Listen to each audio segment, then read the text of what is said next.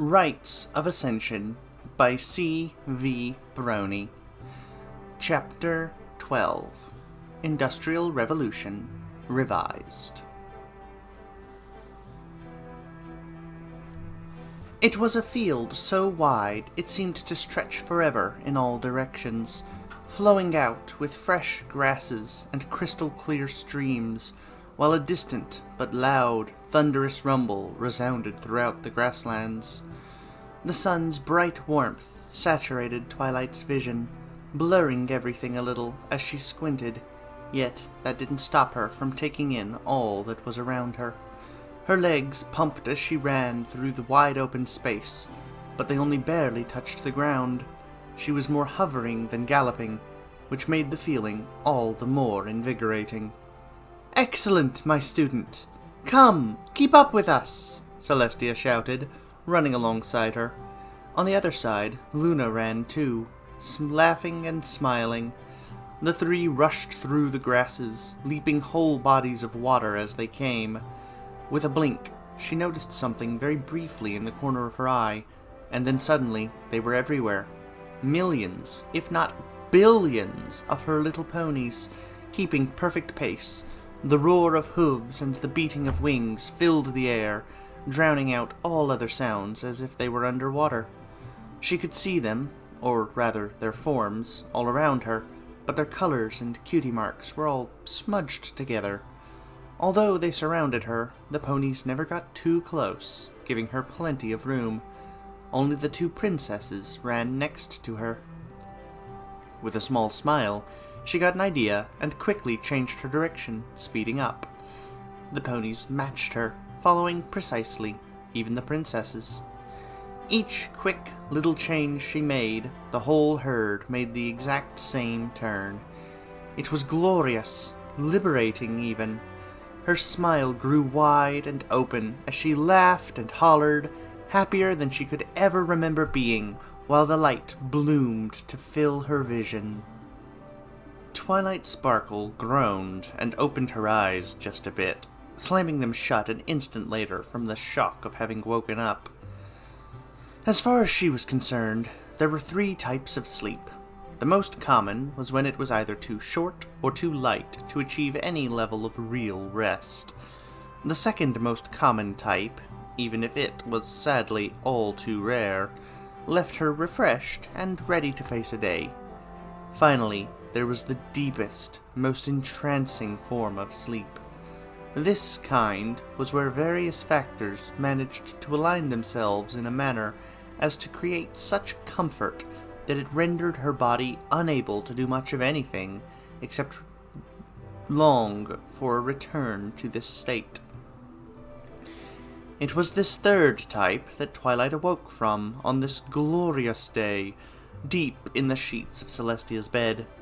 She could still feel her mentor's wing over her, despite her fellow alicorn not being present, a fact which she felt broke the sacred contract of supreme sleep she felt the universe had given her for the night.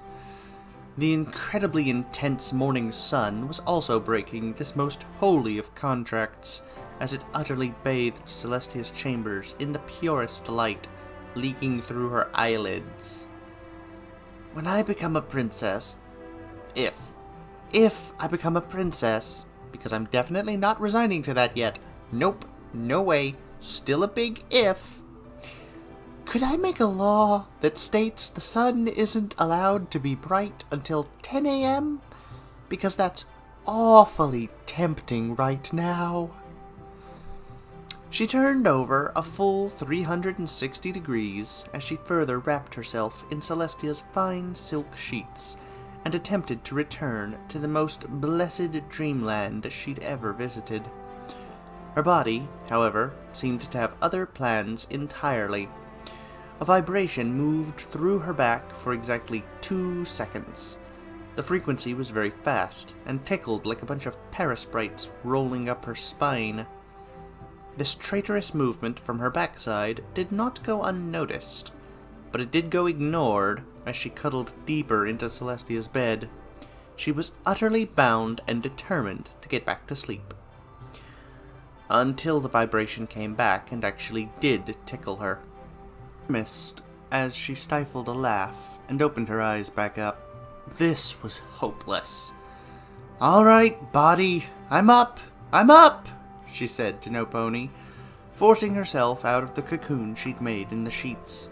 Slowly, she stretched out all her muscles to get ready for the day. Celestia had to work long into the night, so Twilight had used her far more comfortable bed. Groggily, she stepped into the princess's bathroom, which was adjacent to the main room. It was a little awkward maneuvering, truthfully, and brought what was happening to Twilight back into her main focus. The white porcelain and gold-laden, well, everything in the room was barely a distraction from the other overwhelming feature. Every single piece in it was sized specifically for Celestia's massive body. To brush her teeth, she had to put her forehooves way up on the sink to just barely see herself in the mirror. To shower, she teleported herself into the tub, rather than risk awkwardly stepping over the high rim. The tub itself was also easily wide enough for Celestia to lie down in. It was practically a swimming pool to Twilight. She wasn't even about to contemplate the toilet. That could be solved with any of the public restrooms in the castle. Yet, all that just constantly reminded her of one simple fact. It was highly likely she'd wind up just as large in less than 10 years. All the bright, reflective gold leaf trim in the world couldn't overcome the nerves she felt from her future staring her right in the face. She'd never felt so relieved to be done with her morning routine. As she stepped back out into the light beaming into the main room, the drowsy remnants of the night drained away with record speed, her energy returning. She breathed in deeply, and the air itself felt charged as it filled her lungs. She could even feel power warming her hooves as she felt the floor below. Whatever this new wind was, she liked it a lot. Nothing could even slow her down as she confidently took her first steps towards the giant double doors. Well, nothing except getting tickled again by her own body. Her nose fell just short of kissing the floor below as her knees buckled from the sensation. Whatever this was, it was annoying beyond all reason and had to be stopped. She lifted herself back up and got away from the compromising position and resumed her movement towards the door. Just before she got there, she noticed a piece of parchment stuck on the handle. Parchment on the outside of the door would be from a servant. Since it was on the inside of the chambers, this must be from Celestia herself. "Twilight, I moved your torque to my closet. When you wake, put it on and go meet your brother in his office. I want you to be at the general security briefing today. It will help you get up to speed. Also, I want you to wear your torque any time when you're outside of our chambers, just in case any pony tries anything again. You can make it stay in torque form by being careful not to put any power into the gym in the center. That may take some getting used to. Celestia." The note struck Twilight as oddly informal for the princess, but considering her new status and what Celestia had shared with her, it made a bit more sense. Regardless, orders were orders. She turned with a trot towards Celestia's closet, and then froze. Celestia's closet. She had to say the words out loud because they were just that important. The little room behind the door in front of her was perhaps one of the castle's biggest secrets. For all she knew at this instance, it could be a portal to a place the size of Ponyville, holding a multi-millennial lifetime accumulation of clothing. Feelings from her first lesson with Celestia came rushing back to her as she gingerly opened and walked through the door to who knew where. Torches lit automatically as she tip-hooved into a walk-in closet. A few dresses were hung up, but there was nothing particularly special here. It was just a closet with a few large shelves and drawers. 2 more steps into the closet, and more torches lit the end of it. Now there was something special. The end of the closet held a magnificent golden dress, arranged on a ponykin so large it could only be modeling an alicorn. It shone so brightly in the torchlight that Twilight had to avert her eyes or be blinded. A few steps closer let her see, through shielded eyes, that the reason it was so reflective was that the entire thing was made out of gold leaf. She couldn't have even guessed as to its weight. There were so many layers. Enchantments and runes were etched directly into the metal. She hazarded a guess they were to increase durability, since gold leaf was notoriously fragile. Rarity would either have a field day gushing over this thing, or faint at the mere sight of it, and Twilight wasn't sure which, because it reflected too much light to get a good enough look at it. She shook her head a little, and focused on the much smaller ponykin in front of her that held her torque. She really hated this part, despite only having done it once before. Carefully, she lifted it up with her hooves so it wouldn't send her flying, and placed it gently around her neck. The cold, dark metal warmed a bit at the contact with her body, and the gem in the bottom center began to glow. She yanked back on her magic and tried to completely stifle it, but the gem wasn't having that. It actively pulled on her power, and before long, Twilight gave in and submitted to her unfortunate fate. The gem quickly absorbed magic from her body, and the wave of power she was already intimately familiar with washed over her body, with its extreme chill and gut-wrenching nausea. She dropped her stance to get close to the ground and avoid a huge fall. Panting, her muscles finally relaxed as the process completed. "Whew," she thought. "At least this time wasn't quite as bad." She stood up in her full armor, trying to stretch in it. As before, its great weight and stiffness was completely overcome by its built-in magic, encumbering her very little and offering her nearly the full range of her movement. Annoying and even painful though it was to put on, once done, it was quite comfortable. The tickling her back wasn't, though, and it not only came back, but did so under the armor, which seemed to just make it worse. Twilight shook it off and left, pausing only to realize that she had just gotten to see in Princess Celestia's personal closet. When she got to the chamber exit, she was smiling so wide she thought her grin might hit both sides of the door on the way out. Trotting at a comfortable pace, she flung open the right of the double doors and exited the chambers, getting about halfway out before the powerful vibrations returned, painful instead of playful this time. "Would you stop that?" she yelled, to No Pony in particular. No Pony in particular, this time, took the form of 3 construction unicorns working on the wall to her left, that were now staring right at her. "Oh, sorry," she said sheepishly. "I didn't mean... Wait, what are you ponies doing? This is a secure area. Or it should be." The blue one off to the side of the other 2 spoke. He was clearly a supervisor, based on his dress and demeanor. Construction orders, ma'am. We're supposed to be here." He floated a document over to Twilight, which she picked up with her own magic. The security certificate checked out, but these 3 were still far too nervous, and Twilight gave them a bit of a glare, looking them over. She had a right to be suspicious, given recent events. "Looks like this checks out, but I'm still going to ask about it downstairs. That okay with you?" The 3 nervously nodded under Twilight's watchful gaze, before returning to work. A spell blazed from one of the unicorn's horns, drilling into the wall and destroying the ward on the large concrete-like brick. As the spell worked, Twilight stood frozen as a shot of pain ripped through her back. Just as the pony finished, the pain left her, and Twilight made the connection. "It's the spell they're using! I can feel it!" She spun around to face the ponies. "What are you 3 doing?" she yelled. The unicorns stopped and turned around, more nervous than before.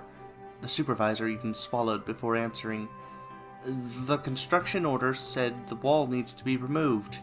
We need to break the wards on it before we can do that." Wall removal? That's fairly extreme. What for? We don't know. Different groups do small pieces of work in the castle. We don't know, and we're not supposed to know the whole plan. Honest! Twilight raised an accusatory hoof at them. Then why are you three so nervous? She blinked once, and then looked at her armored hoof. Oh. Angry, yelling, heavily armored Grand Mage walking out of the princess's chamber. Right. Sorry. Carry on. But I will be checking with the guard anyway. She quickly turned away so they wouldn't see her blush. Looks like that paper already solidified my reputation. My parents must be worried sick, she thought, running down the stairs of the tower. Whenever I'm in this armor, I'm going to have to remember that, in most respects, I've got the same authority as Celestia herself, not to mention the fact that I look prepared for a fight. It's bound to make ponies nervous. Even reaching the war room was proving to be a nerve-wracking experience. Although the sensation in her spine faded and disappeared as she got further from the ward-breaking ponies, the others still gave her nervous looks. She could almost feel them staring at her. That alone wasn't enough to unnerve her, though. Ponies stared at Celestia's pupil all the time. It wasn't the same here. This was fear. What's going through their minds? She wondered. Look out, here comes the prodigy of Celestia. Who knows what she'll do?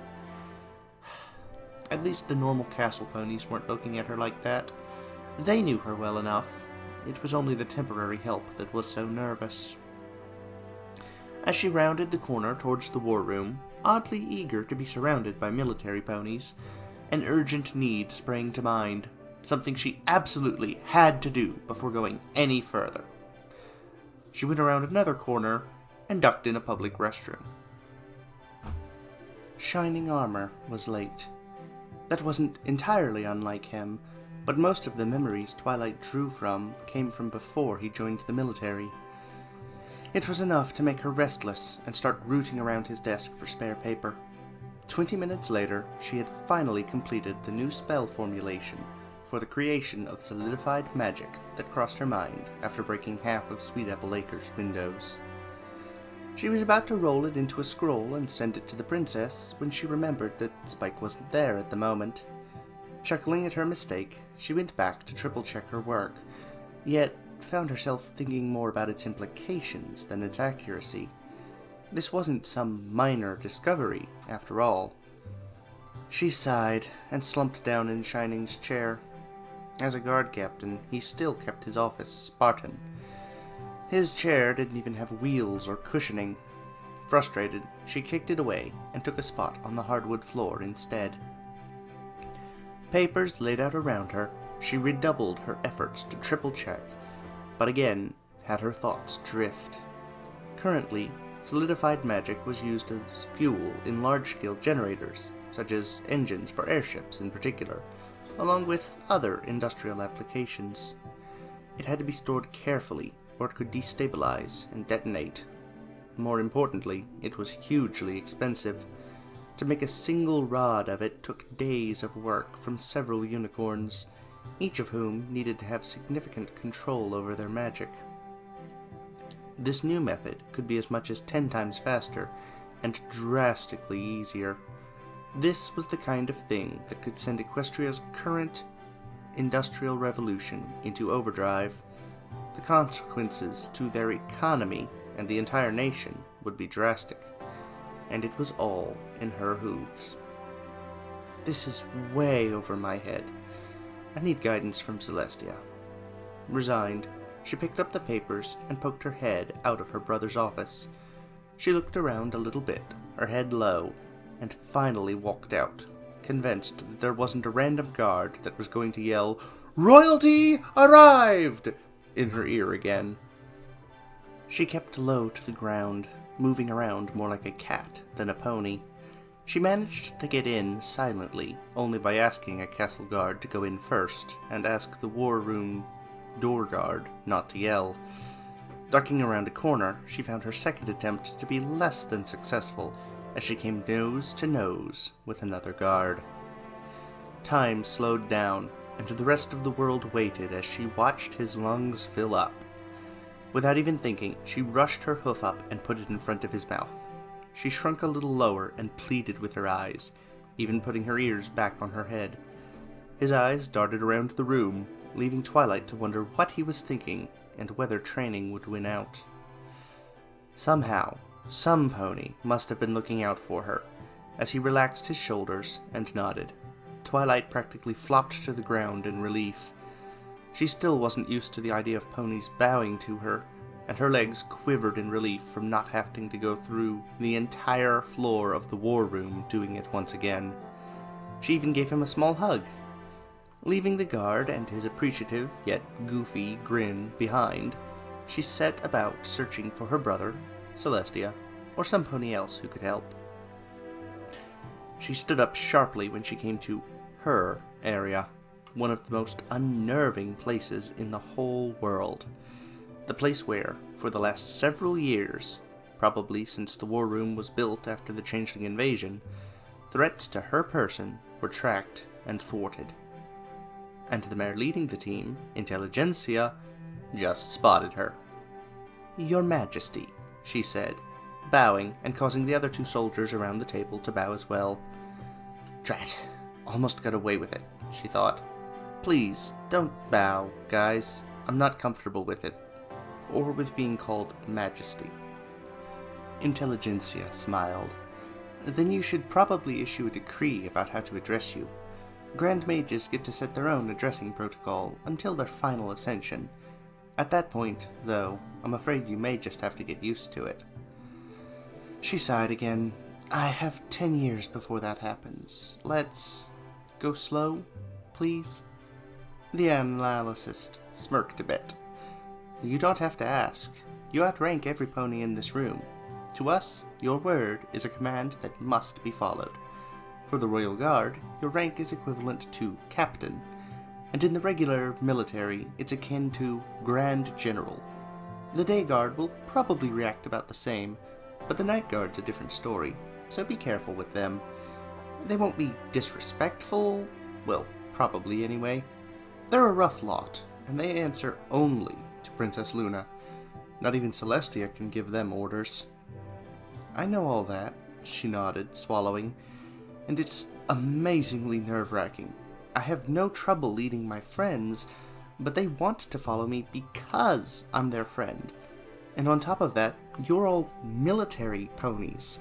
If I give an order and mess up, ponies could get hurt. Aye, 'tis a risk, one of the two Scots ponies spoke up. Twilight wasn't sure if it was double-blind or faint in diction, but the other continued. And we already know all that. We'd day it anyway. It's part and parcel of the job. Twilight shook her head. Still, I have to consider so much more now. Even fighting Discord, it was like a pass or fail test. If I failed, then Equestria fell. What Celestia does is so much more complex. Even successes could lead to deaths. The decisions she has to make on a day-to-day basis, it's just unreal. Intelligentsia walked up to Twilight and put a hoof on her shoulder. Try analyzing thousands of intelligence sources to find subtle clues hinting at threats to Princess Celestia's prized student and devising ways to thwart them without said student ever finding out. Twilight cringed a bit. I guess I'm preaching to the choir a little bit. It's honestly just a relief to know I don't have to hide it from you anymore. But I'm sure you're not here just to blow off steam. Was there anything we could help you with? Twilight perked up a bit. Help? That's exactly what she needed. Yes, actually. She floated her new spell sheets over to her. I need to know if it's a good idea to publish this or not. What is it? One of the Scots ponies asked. It's... Twilight blinked. Sorry, but which one are you? The two laughed together. I'm double-blind, one said. I'm faint, continued the other. Lying to the Grand Mage is an offense punishable by court-martial, dishonorable discharge, and imprisonment, Intelligentsia quipped without even looking. The two blinked. How did you know we were lying? Faint asked. You just told me, she deadpanned. Both of them folded their ears back against their heads. Sorry, ma'am, they said in unison. Twilight just rolled her eyes. It's not like any pony other than Intelligentsia could tell. The lieutenant flipped a page in the bundle of papers. Call me Jen, if you like. The captain does. That would actually bring me a lot of comfort, Jen. And thank you for protecting me all these years. It's what we do, lass, Faint smiled. Aye, being in the military is about protecting those that need it, and ye needed it. Twilight lifted up a bit, as if a weight had been taken from her. I can't believe I had 10 ponies dedicated just to protecting me. It's an honor, really. Well, 10 analysts, Double motioned to the paper-covered walls. The actual team in Ponyville protecting the elements is a lot larger. Wait, Twilight held a hoof up. Hold on, there are more than 10 ponies, 10 Royal Guard, in Ponyville, right now? Well, Faint hesitated, if you really want to know, there are 150 undercover Royal Guards stationed in Ponyville at this time, up from 145 last year. It takes 150 ponies to protect us in Ponyville? Now, Double-Blind pulled out a map of Ponyville and laid it on the table. They aren't just guards, though. They're monitors. They go undercover and really watch the populace, looking for things that are out of place. Each one looks like an ordinary citizen, but they're checking for things like keywords in conversations, gates, strangers, all sorts of things. Faint picked up the thread. Each one is situated at a key location to be able to monitor and intercept potential threats. Many are Pegasi, he noted, pointing at various blue dots scattered about. But we do Fae, unicorns, and earth ponies present as well. It started out with a much smaller team, but as the town's grown, we've needed to add more. It doesn't look like it, but Ponyville's honestly a more secure place to live right now than Canterlot, except for the castle itself. But what about Pinkie Pie? She's in Manhattan. And Rarity, she travels all over the world. Faint rushed over to her. Hey, relax. We've got it. There's another team of analysts dedicated to the other bearers. And let me tell you, they aren't in anywhere near the same level of danger. There's another field squad that follows Pinkie, and I hear that's a huge challenge in and of itself. And Rarity? Twilight's voice had far more force in it than she had anticipated. Her fencing skills aside, Rarity contracts out to a reputable private security firm for protection. She's in good hooves, I can promise ye. Twilight's teeth ground together, while her mind almost desperately searched for some kind of flaw, some avenue of vulnerability to her friends. Several seconds later, she relented and sighed, dropping her shoulders. All right, I trust you. I'm just, worried about them. Completely understandable, lass. The last few weeks notwithstanding, we've got a good track record so far, and they'll just be A loud thump coming from Intelligentsia's hoof, hitting the table, interrupted Double-Blind, and the other 3 ponies looked at her, with not a small amount of worry, especially Twilight. She was straining to keep herself upright by leaning on it, but failing just a bit. Even the orange glow of her magic was flickering. Lieutenant, are ye alright? Asked Faint, walking up to her. Twilight?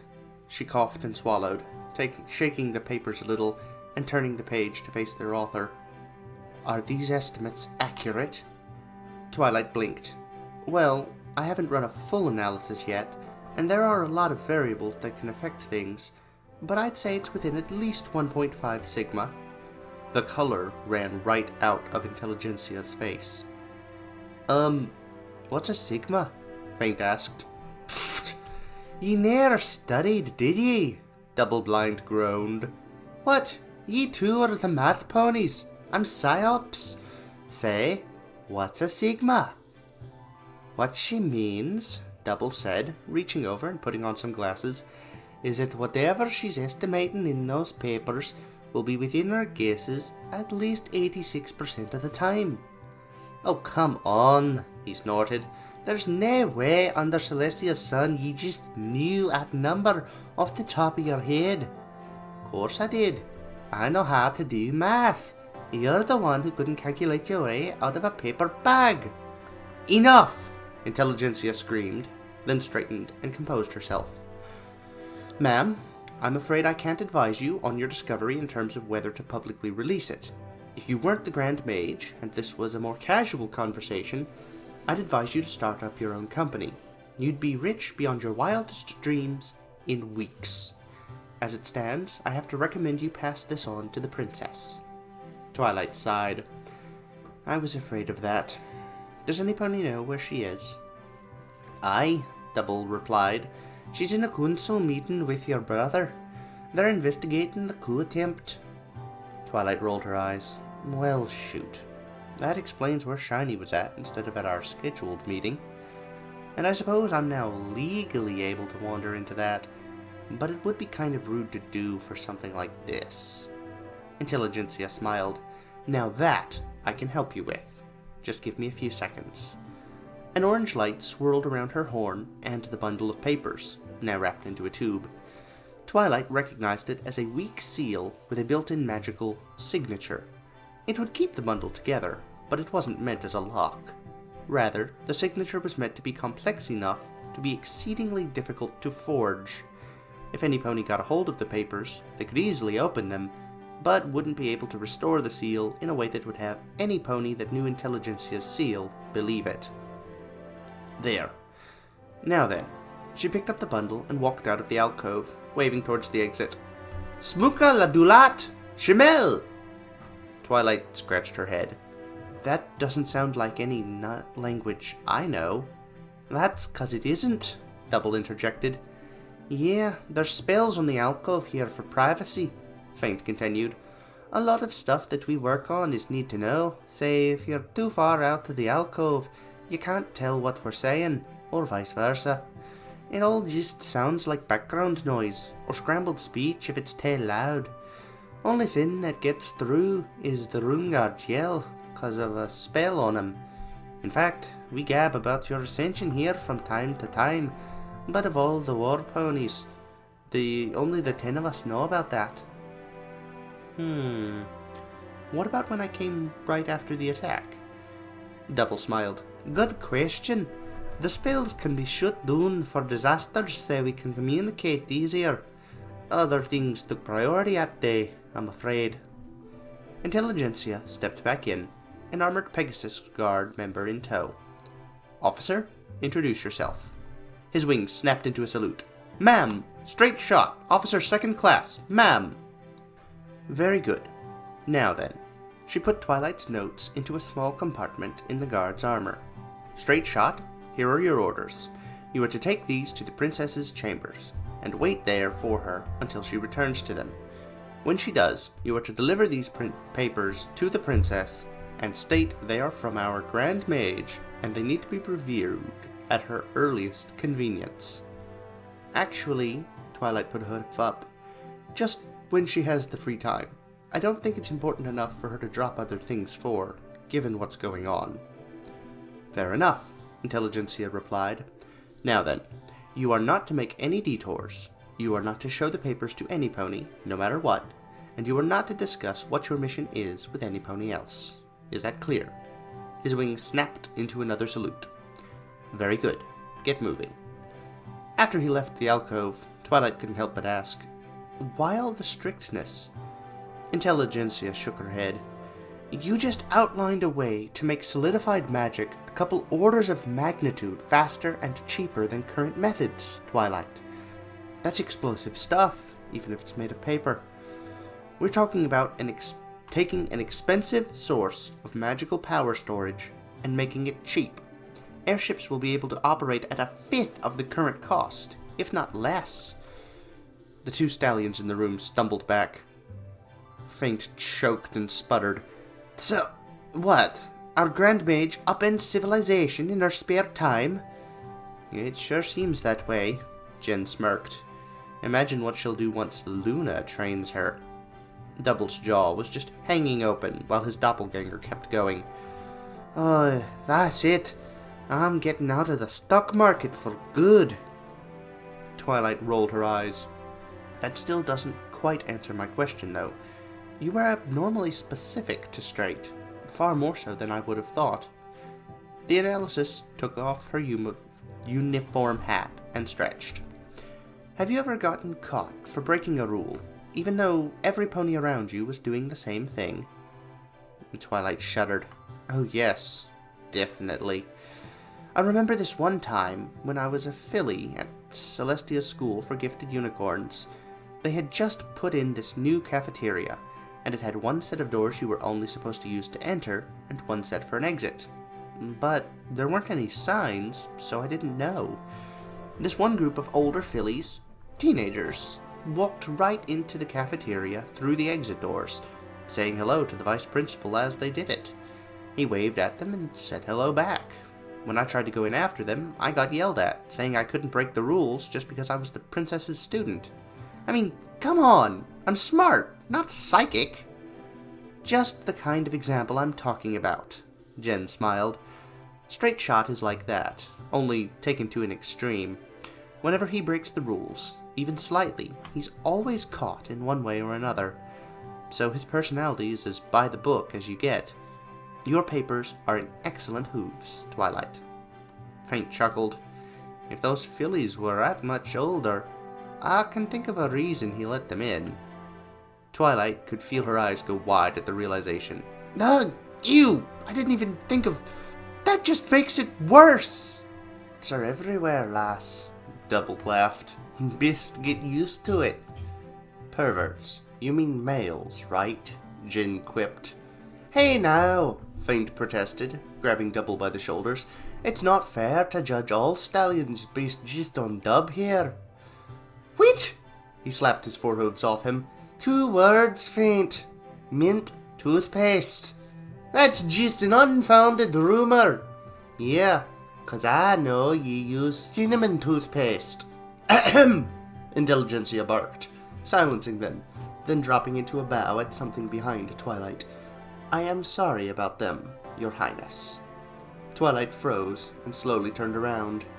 Princess Luna had indeed stepped into the alcove, along with a rather large, older stallion she didn't recognize at first. His uniform, however, told her exactly who he was. The white shirt with red sash, gold tassels on his shoulders, 5 gold stars on the left side of his chest, and the scimitar on his side could only add up to one thing. This was Grand General Blueblood, grandfather to the prince, and a Count of Canterlot, and the supreme commander of all equestrian military, answering only to Princess Celestia herself. She took a cautious step back, uncertain of exactly what to say to him.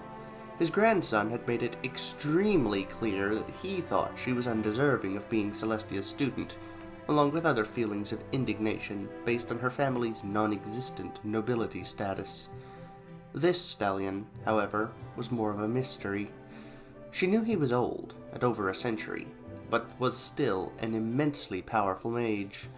She also knew his somewhat long facial hair was kind of silly, with his sideburns meeting his mustache in a curve. His white coat and totally gray mane gave him the true appearance of an aged noble, but the few times they had interacted was when she was a filly, and that was barely even small talk, and only a couple sentences at that. Fortunately, Luna broke her concentration with a laugh. Ha! 'Tis quite all right, Lieutenant. I got a good laugh from it, and... Is that a bonded artifact? Twilight's jaw dropped open. Grand General Blueblood had just interrupted Princess Luna, and she did not look pleased. She was so stunned that it took her several seconds to realize the general wasn't talking to the princess. He was talking to her. She coughed, trying to catch up to the actual question. He was plainly looking at the gem embedded in her armor, and something clicked. Yeah, it Might be. Luna swatted the general upside his head with a forehoof. We wanted her to figure it out on her own.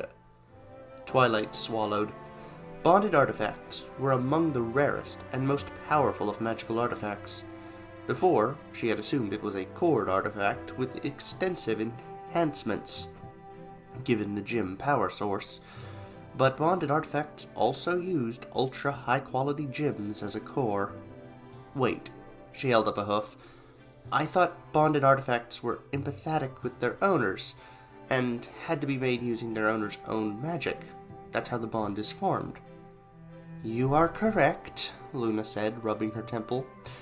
The torque was created for you when you first became Celestia's student. She took samples of your magic as you slept. It's been in storage ever since, although, over the course of time, both Sister and myself have been adding extra enchantments. The time spent apart from you meant it would take a while for the connection to really establish itself, but we hoped it would happen faster and more naturally if you discovered it on your own. A luxury which we don't have anymore. She glared at Blueblood, who was still intently staring at the gem. My apologies, he replied, not even turning his head. My great-grandfather owned a bonded blade. I still have it. It's extremely rare to see a new one. Twilight covered the gem with her hoof to get him to stop staring. I'm not really surprised. They tend to be powerful and kept out of sight by their owners unless they need them. I've read about them, but never seen one before, not even in a museum. Or, at least, I thought I hadn't seen one before. It's hard to believe I've had one all this time. And I wish I knew how to make it stop deploying when I put it on. Well, Luna coughed. Technically, you have seen another before.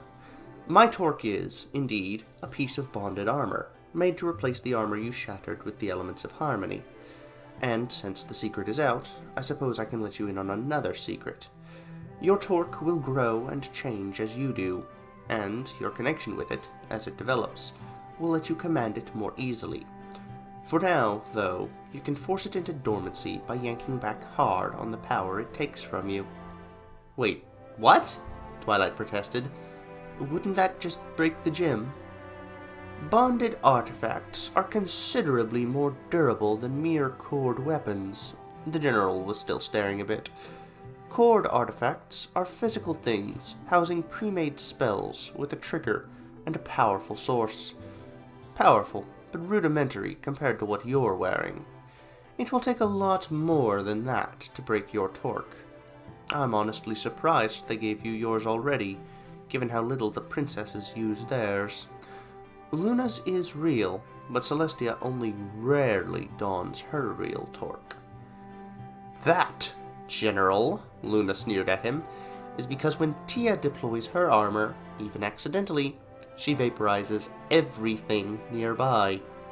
Twilight swallowed. Everything? But then no. Your torque is perfectly safe for those around you, Twilight. You do not yet possess enough power to be so passively destructive. In fact, there's no way to even tell if it will ever be destructive at all. It is utterly unique to you. As for the matter of it deploying automatically, that is odd, but also fixable. Here, allow me. Luna knelt down and pointed her horn at the deployed torque's gem, and started siphoning some power out of it. Twilight jumped a little at the light and the cold feeling, as if her armor had turned to glowing ice water and was flowing back into her torque. Just a couple of seconds later, it was over, and her torque rested, undeployed, on her shoulders, while a strand of purple magic spat out of the gem before fizzling into nothingness. She got the feeling the torque didn't like that much, but she didn't care. She was finally able to wear it without looking like she was ready to walk into a war zone. She dipped into a quick bow. Thank you, Luna. Huzzah! She called me Luna, the princess said with a laugh, putting a hoof on her shoulder. We'll make an alicorn out of you yet. Twilight smiled, and then jolted a bit in shock, remembering Blueblood was within the alcove's borders. Luna looked up at Blueblood for a moment, and then turned back to Twilight. Yes, he knows. The other generals do not, nor does most of the council. More to the point, though, he's here because your brother is going to be extremely busy in the near future. The council has launched a thorough and aggressive inquisition into the attack on Canterlot, and I'm afraid Shining Armor is going to have to devote nearly all of his time to that. As such, Grand General Blueblood here will be temporarily taking over the Royal Guard, so Shining Armor can focus. While we train, I will be providing the briefings he was to give you, summarized to save time. Oh, okay. I hadn't realized things were getting that serious. She squirmed a little in place over worry for her brother. I'm afraid so, and as I understand it, he was the first non-noble to lead the guard in hundreds of years. I hear it caused quite a bit of an uproar when Sister chose him. That is an understatement. Blueblood stomped a hoof.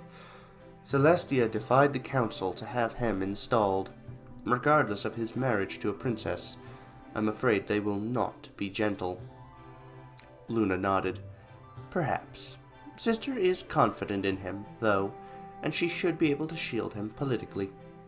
Twilight scuffed a hoof on the floor. Aren't you confident in him too?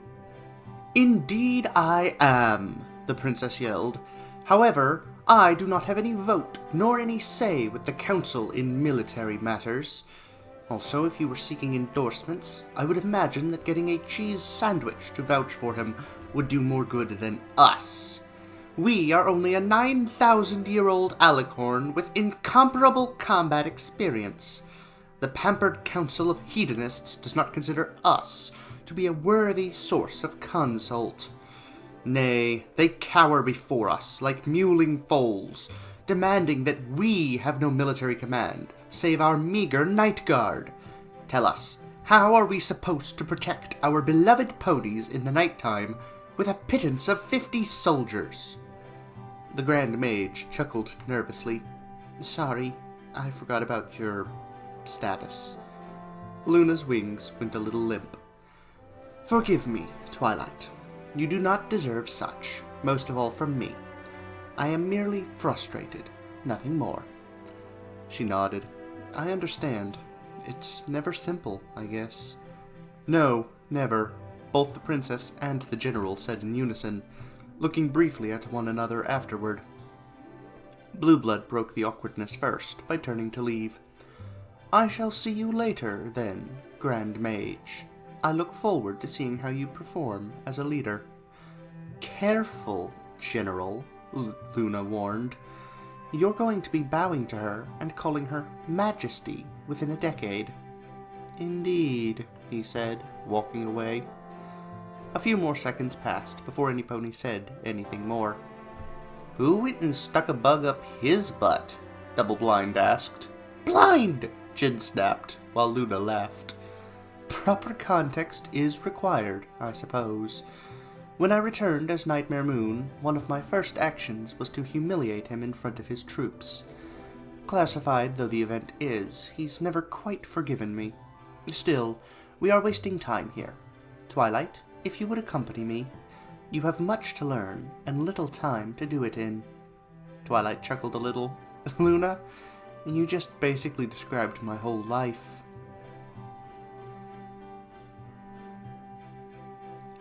Author's note. See, this one didn't take as long. If you've been following my blog and the status box on my user page, you can see there's a lot of pre-written stuff now. All that's left in all of Block 2 and 3 is a very, very difficult part of Chapter 22. Seriously, that little bit might take me a while. Everything else, though, written. Just needs editing. On another note, Designing Intrigue 2 might just be coming out soon too. It's still in editing. Violet just tore it apart with her edits, so I gotta go fix it and make it not suck. She's crazy insightful, which makes her a much better proofreader than she'll ever admit to. And that's on top of being an amazing artist. Rites wouldn't be half of what it is today without her. I have the best special sum pony ever. My next plan is to knock out a few of these side story one-shots I've been working on. Now, Love and Barriers is almost done, but can't be released until Chapter 18 of Rites is released, because it has main story spoilers. Another is also restricted in the same way, and can't be released until Chapter 19. A third story could be released whenever I finish it and have art for it, but the first chapter of that is kicking my butt. So is the third. The second one is done already. The fourth should be easier, because it's just an epilogue. Just the first and third. Arg. Still, that's the side story I want to work on next, alongside designing intrigue. Now, fair warning, since I'm not writing very far ahead in designing intrigue, there's a greater chance I'll have to change stuff, but I'm hoping I won't have to. Also, another project I have is re-editing all the prior Rites of Ascension chapters. These won't be major changes in story, just fixing typos, formatting, etc.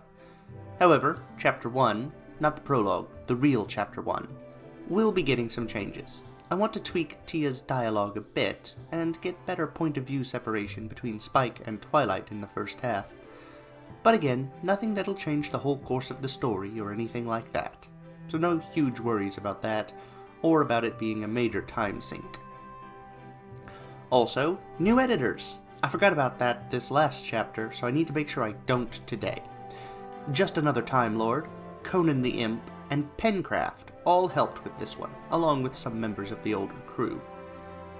Expanded Universe news. I haven't forgotten that wiki project, but I've been so far behind on writing that I just needed to focus on getting new writing out.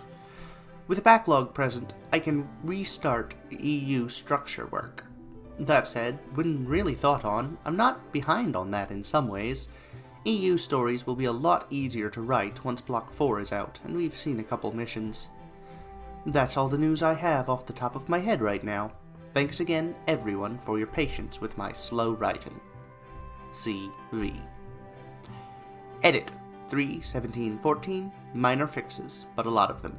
More on 9.9.14.